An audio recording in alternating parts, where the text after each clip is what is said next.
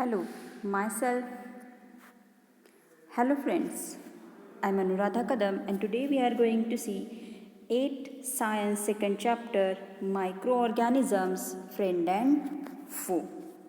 In this chapter, we will see how these microorganisms will be our friend and sometimes they are harmful, so they become foe. So just see the introduction. See, microorganisms are very microscopic organisms which we are not able to see by our naked eyes. So, these microorganisms are very microscopic organisms that we are not able to see with our bare eyes. These microorganisms usually unicellular in nature. Unicellular in nature means they are having only one cell. You are aware, unicellular, those organisms having only one cell, and multicellular means those animals having more than one cell.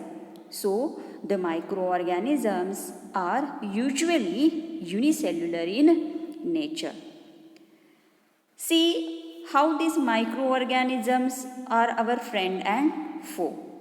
So, if you observe a drop of water from the pond through a microscope, you will see a lot of tiny rounded structures. These tiny creatures are known as microbes or microorganisms. They are all around us and are so small in size that they cannot be seen with bare human eyes. Yes, that in pond, if you observe that, you can see this very small tiny particle like the structures are there which we are not able to identify, but they are the microorganisms which we are not able to identify with the bare eyes. If we want to classify, or the microorganisms are classified into 4 groups as protozoa, bacteria, fungi and algae. And one more is there, viruses. As you are aware, viruses are also very microscopic, but they are not considered or they are not included in this classification. What is the reason behind it? Yes, as they are very microscopic, but they are inactive when they are in a free state. Means when they will get a cell, then only their life cycle starts.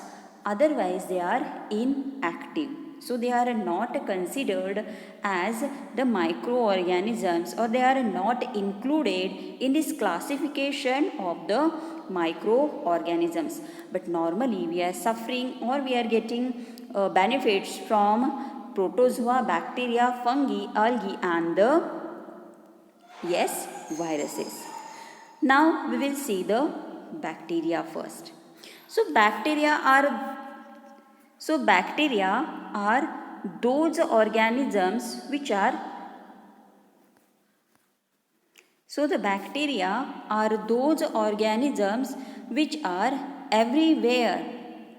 So bacteria are unicellular prokaryotic microorganisms.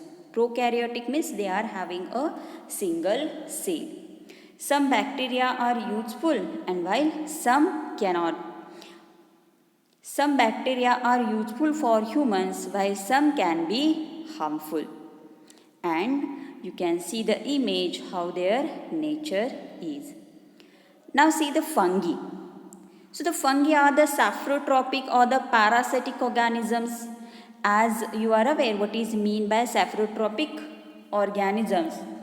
So saprotropic organisms are those who are actually living on the other. Means they are heterotropous organisms. Saprotropic means what?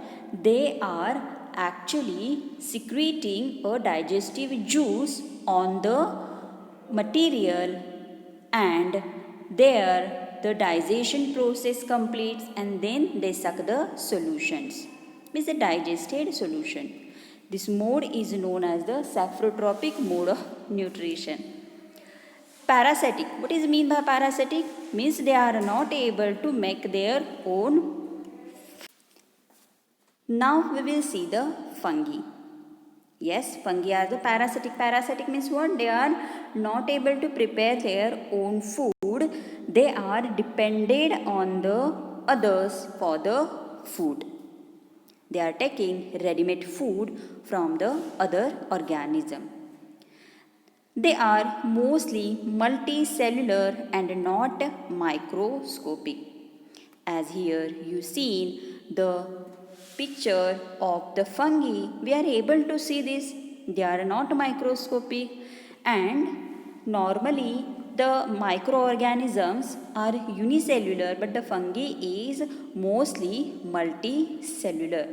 You can see this picture of the fungi on the wooden in the rainy season. Normally you can see this on the wooden material also, or wood also. If the wood is rotating, so at that time you can see so many times this fungi.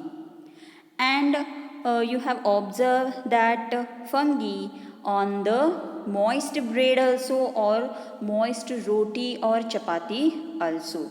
You have seen the means the spores are there, and when these spores, actually spores means what? They are the producing structure of the fungi, and when these spores get sprayed in the air, so they are in air, means they are in air, they present in the air, and when they got, just see, and when these pores enter in the air and got the appropriate conditions, so they starts to germinate there, they starts to grow there. Okay, now we will see protozoa.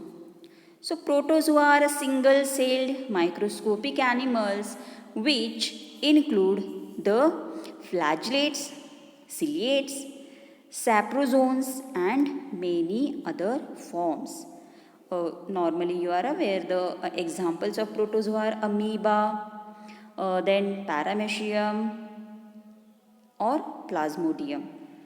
In this way, amoeba, you are aware, amoeba is a single celled, correct? So amoeba is under the protozoans.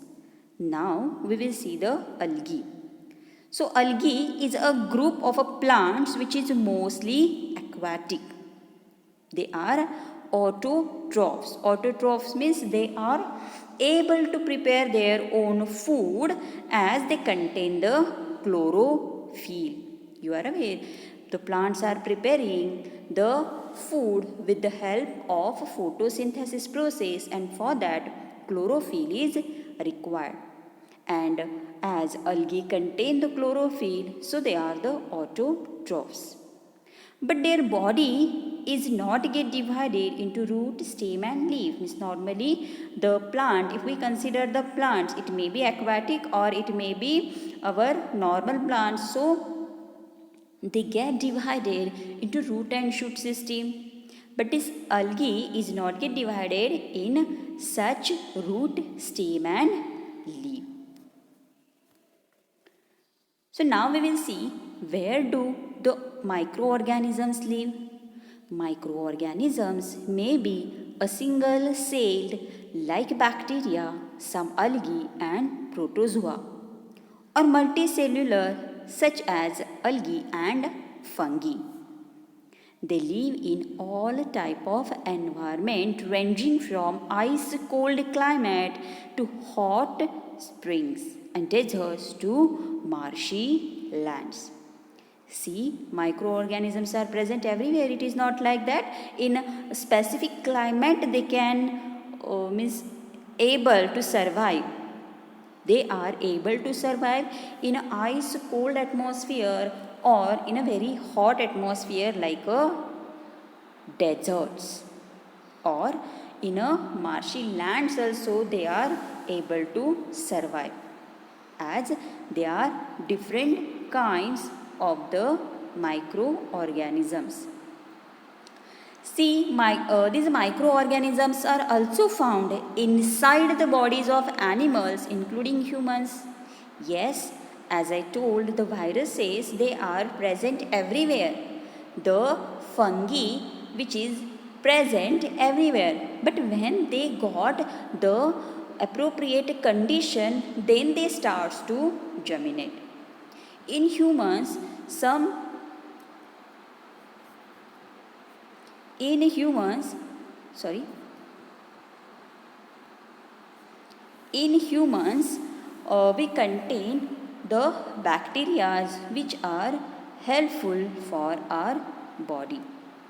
Some microorganisms grow on other organisms while others exist freely. As we see, the algae or the fungi, they are, means algae is containing the chlorophyll, so they are able to prepare their own food. But fungi, as we have seen, they are the parasitic, they are not able to prepare their food themselves, so they are dependent on the others.